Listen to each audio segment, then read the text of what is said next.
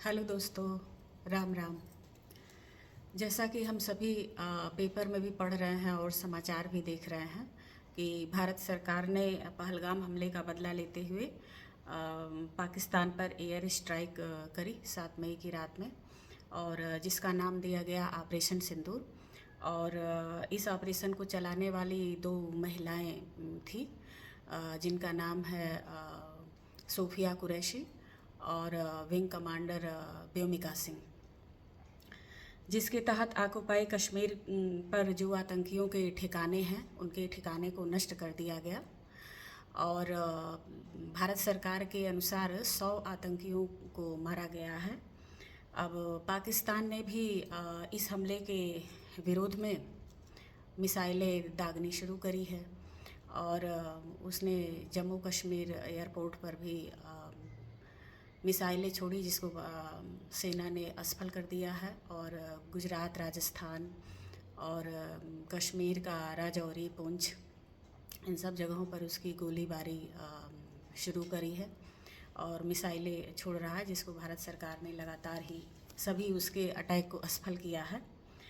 अब सोचने वाली बात ये है कि भारत सरकार ने ऑपरेशन सिंदूर नाम ही क्यों दिया है। तो जहाँ तक मुझे समझ में आता है कि आतंकियों ने जब पहलगाम में अटैक किया तो सभी महिलाओं को छोड़ दिया, सभी 28 पुरुषों को ही मारा, महिलाओं का सुहाग उजाड़ दिया। इसीलिए भारत सरकार ने इन महिलाओं की अगुवाई में ही एयर स्ट्राइक शुरू करी और सुहाग की रक्षा के लिए इन महिलाओं को आगे किया, और ताकि हम सभी भारतवासी, सभी महिला पुरुष इस ऑपरेशन से जुड़ सकें। तो हम सभी लोग इस ऑपरेशन से दिल से जुड़े हुए हैं, और हम सभी लोग भारत सरकार का एकजुट होकर के सहयोग भी करेंगे। अगर भारत सरकार हम सभी से, नागरिकों से किसी भी तरह का सहयोग की उम्मीद करती है या घोषणा करती है, तो हम सभी को एकजुट होकर खड़े होना चाहिए। और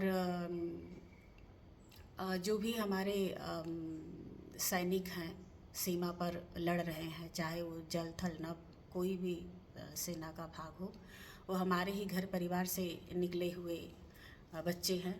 तो हमें उनका मनोबल बढ़ाना चाहिए, उनके परिवार के साथ खड़े होना चाहिए।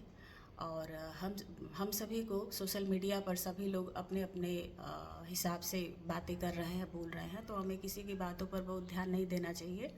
भारत सरकार जो भी एडवाइजरी जारी करती है उसको देखना सुनना चाहिए, और रक्षा मंत्री जी जो भी बयान देते हैं उसको देखना सुनना चाहिए, और किसी भी गलतफहमी का शिकार नहीं होना चाहिए। हमें भारत सरकार के साथ एकजुट होकर खड़े रहना चाहिए।